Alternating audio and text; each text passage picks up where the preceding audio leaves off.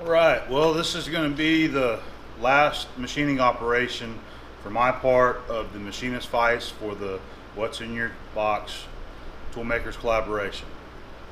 So we're getting it set up now, and I thought I'd go ahead and fire the camera up and show you what I'm doing. I'm finding the center of it, and we're getting ready to machine our last stop. So on the print here, you'll see on the ends we have a couple radiuses that we've got to machine into the ends of the vise, one on each end. And what we're going to be using is a 4-inch,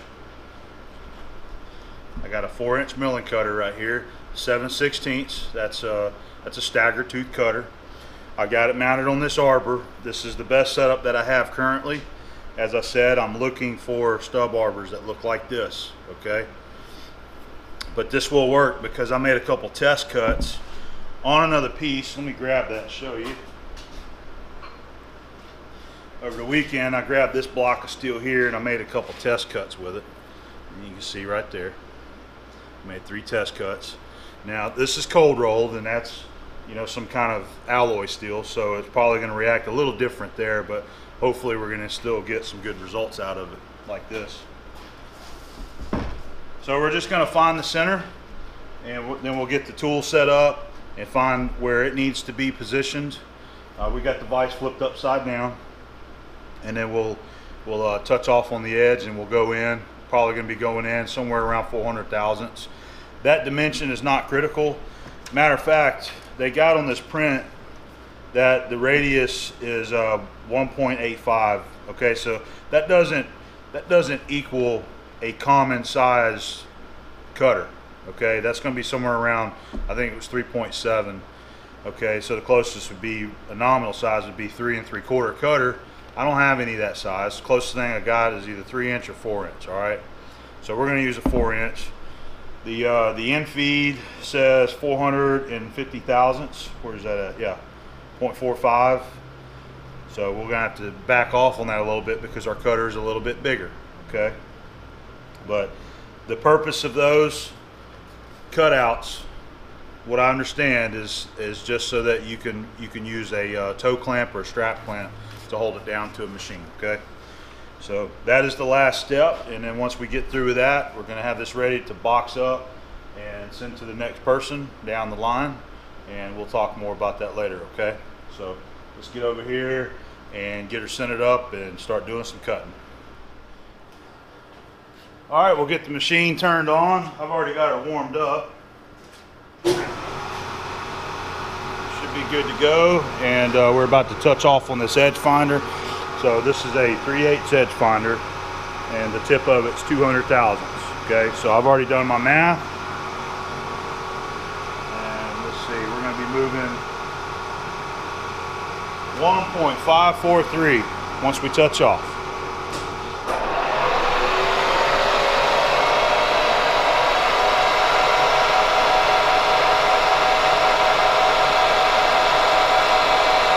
All right. You can see it kicked over right there. I didn't mean to I didn't mean to kill the whole power. I was meant to shut the spindle off. That's okay. So we're gonna back her down here.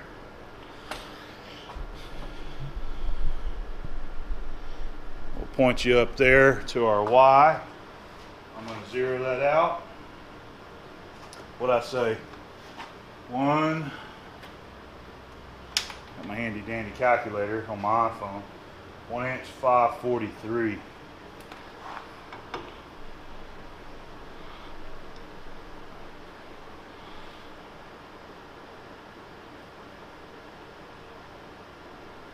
Come on, man. Half a thou. There it is. 1-inch 443. All right, we need another 100. There we go. All right, that's gonna be close enough. Let's go ahead and lock her down.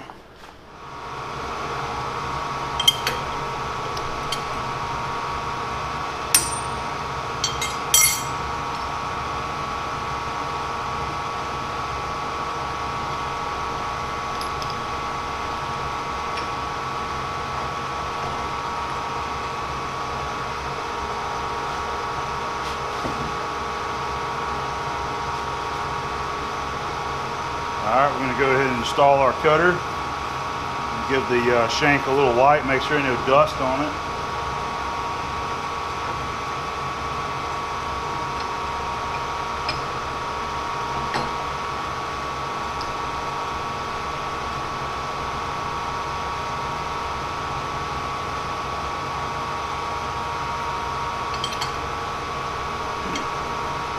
Okay, that should be good. Let's slow it down a little bit.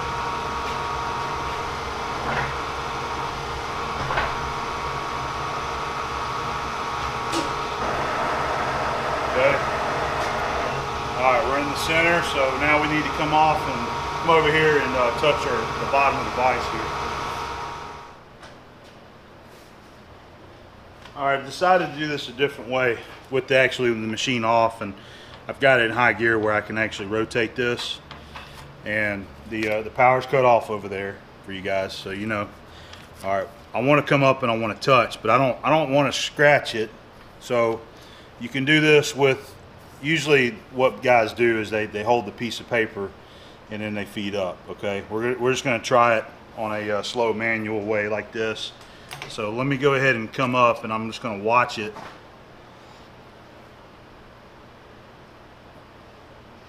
I'm looking down between the vise and the cutter here.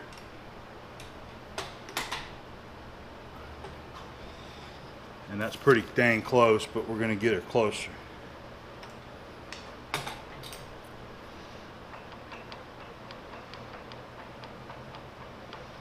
Okay.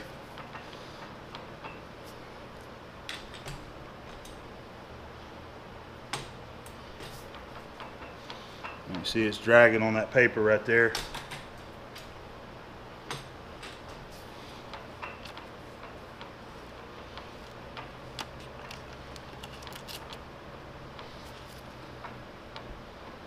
Alright, so let's go ahead, and I can't stick it in there now.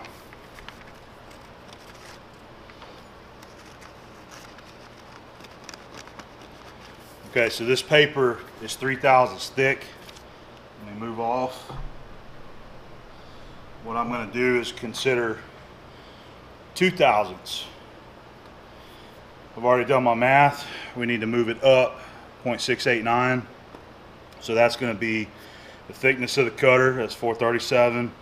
Our step there between the bottom of the slot and the bottom of the vise here is 1/4 inch, plus 2 more thousandths for the thickness of this paper right here. So that's going to be 689. Go ahead and zero the Z, and we're going to move it on up, okay?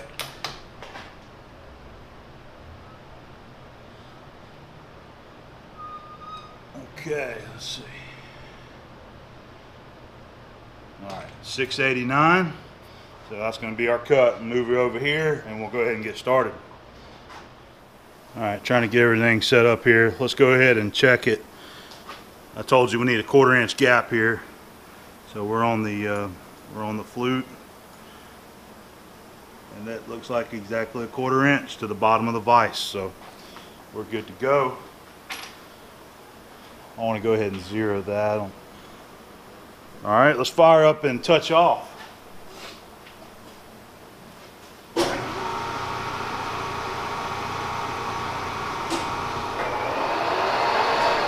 Oh, wrong speed.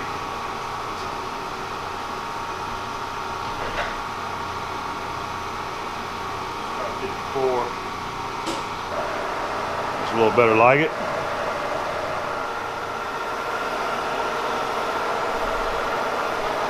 Alright, so we'll just come in and touch it. That's another good spot that you could use a piece of paper and scratch that, but I'm just going to keep my fingers away from there for the guys that don't like seeing that, okay? Alright, we're touching there, so I'm going to zero Y. I thought I was. Let's see.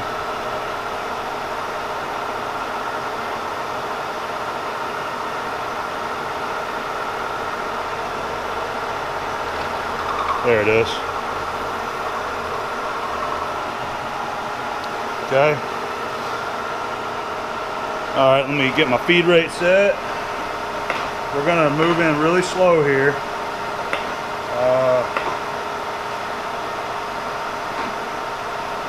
About a half inch per minute.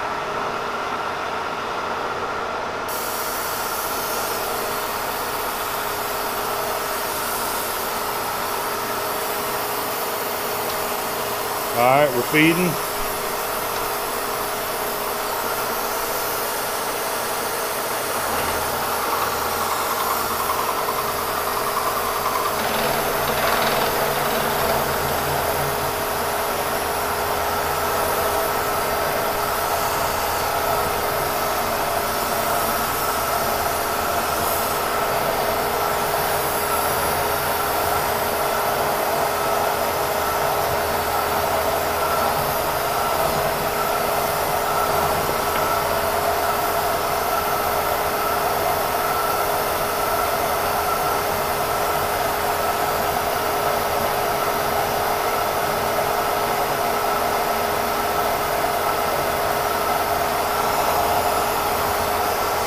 We're approaching 300 thousandths depth.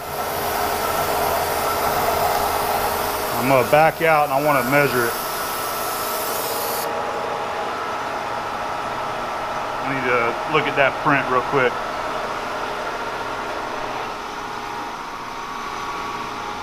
Okay, the width of our cut is going to be 2.410 as per the print, okay? So I'm just going to eyeball this as we go in, and we'll come out and we'll check it again. And once we get it real close to what that is, we'll just we'll take a reading of what our x-axis is on our travel, and then we'll cut the other side exactly the same. So we went in 300, so I'm just going to watch it as it goes in.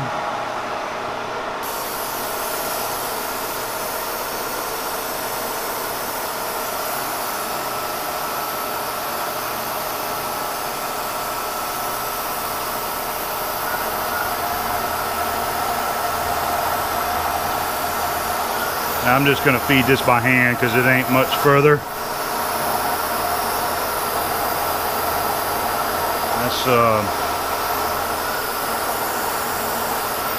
That's 350. Let's go to 375.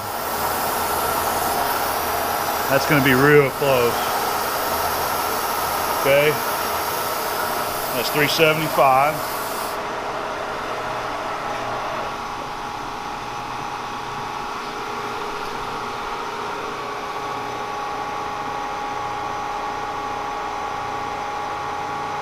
Not quite there. All right, let's go to 400.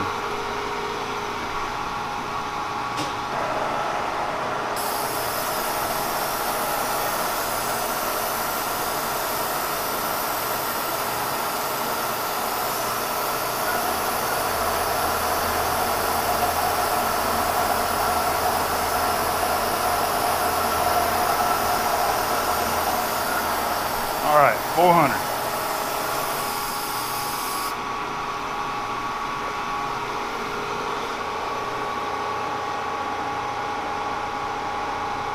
Now that's got us right there at it.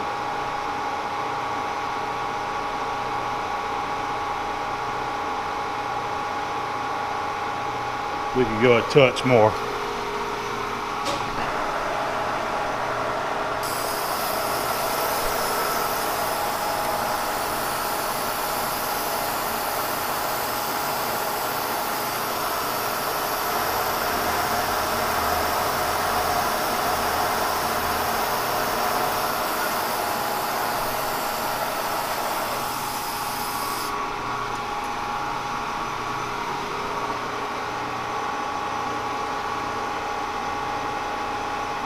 All right, that looks good.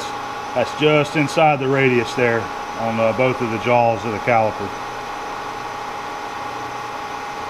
That looks good. All right, well, let me clean this up here, and we'll flip it 180. We'll do the other side. All right, we flipped the thing around, and what you're seeing is these are the parallels that I used for this job. And the parallels that's in my parallel set is actually, they're about, I don't know, 25 or 50 thousandths shy of being tall enough to set this on. So I had to go with these. These are some big parallels that I got. But they should clear, you know, the nut for the thing is going to be between them.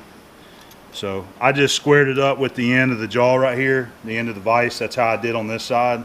So once we come in and touch off here, we should be damn near zero on our x-axis. Okay. So everything's still centered.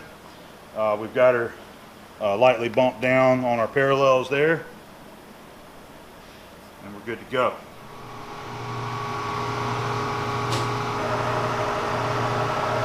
All right, let's run her in gently. Let's see how we touch off.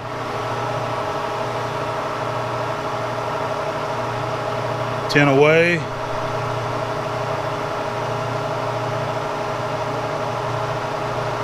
Okay, 1.5 thousandths. Okay, get her.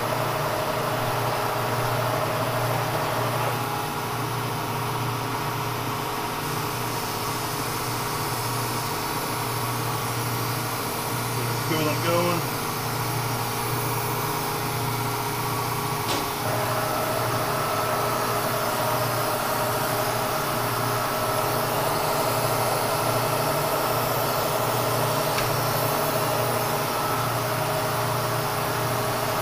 Alright, we got our feed going.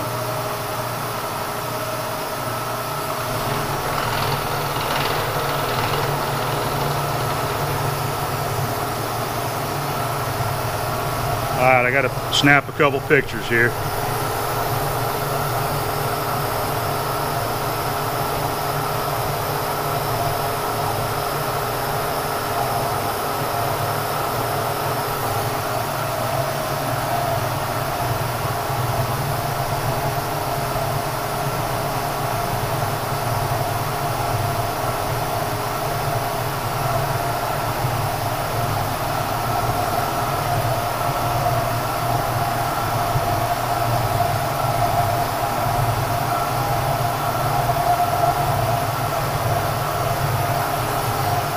Alright, 275. We're going to go to 410 on the readout.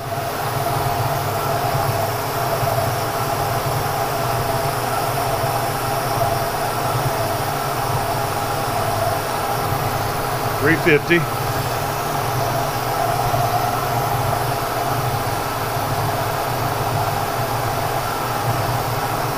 Alright, 400, 410.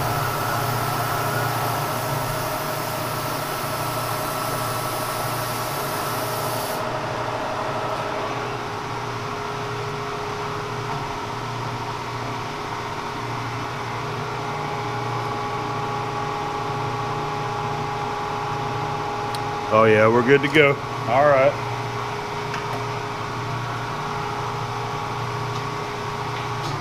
Okay. All right, one more clean up here, and I'll bring it back.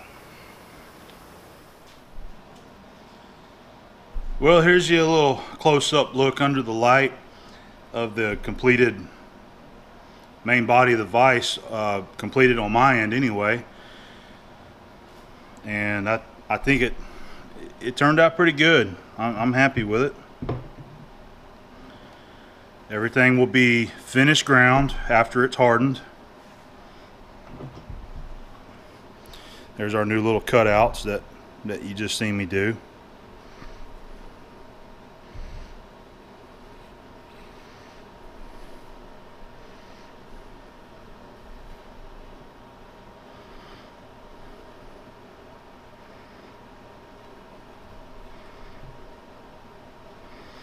Definitely see all the imperfections in the surface, you know, by holding it under the light there and looking at it. You can see the milling marks and all the little tiny dings and scratches on it now from all the handling. So that's it. And just a reminder to take you back to the first part. This is what we started with. That's a piece out of that same block of steel that I cut in the bandsaw, and this is the piece that, so you might notice it sometimes it's sitting over on the Victor lathe, but that's the same exact material out of the same piece that this vise come from. And I give you a good history of this in the first video. You know, this has been around our shop for a very long time. It's some kind of high alloy steel, unknown of the grade, but suitable for making a tool out of.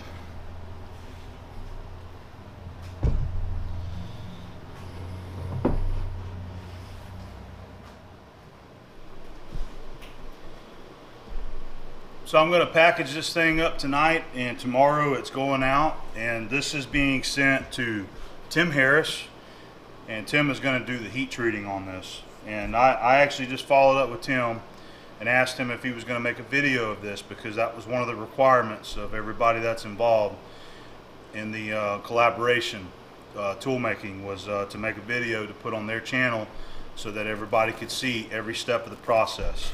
So Tim said he hasn't made any videos yet, but this will be his first. So I'm looking forward to seeing a video from Tim on the heat treating, and then from Tim, it's being sent to Stan out at Bar Z, Shade and HKW on YouTube, and Stan will do all the finished grinding. So that'll be probably a pretty good series there.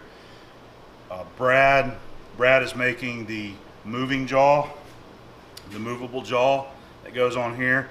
That's also just, I think he's finishing up that today or tomorrow, and he's also going to be sending that to Tim so that he can harden that. Okay, the yoke that goes in the center here was made by James Green. The spherical washer that's going to go on the moving jaw is made by John Saunders at NYC CNC. And I don't think I'm leaving anybody out except for one more. We got Keith Rucker, and he's going to be building a wooden case for this to go in. And unfortunately, this is kind of drug out throughout the year, and we're getting down to the last month, and I don't think Keith is going to have time to actually have this in his hand to make the box for us. So he's going to go off the dimensions, and he said he might make a wooden block that's the same dimension as this to build the wooden case for it to go in. So Keith will have some videos on that, I'm sure. So I had a lot of questions about the links to all the other contributors that's doing this, and I want to send you over to Basement Machine Shop, basement shop guy Brad Jacob. I'll make sure to put his link in the video there so that you can click on that. But the thing is that everybody hasn't had their videos done yet. You know, everybody's still working on this, so there's not links just yet to post up of that.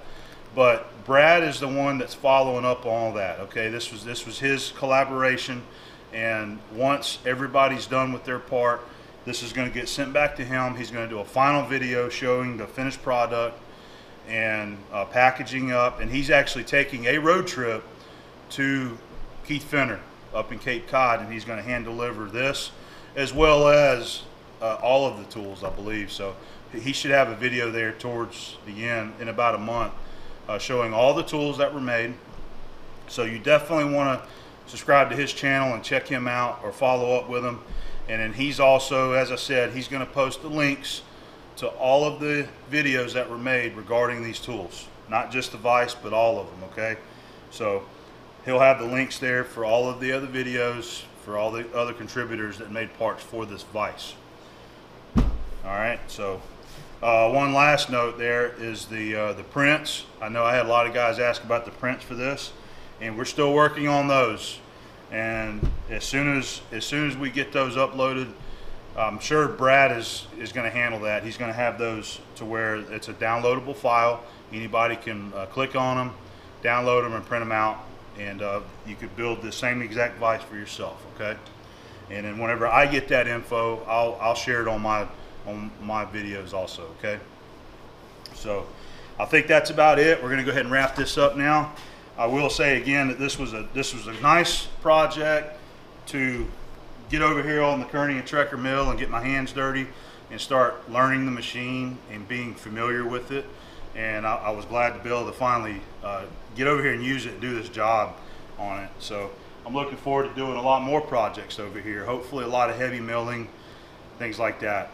So maybe we'll have some more fun projects in the future over here on the K&T.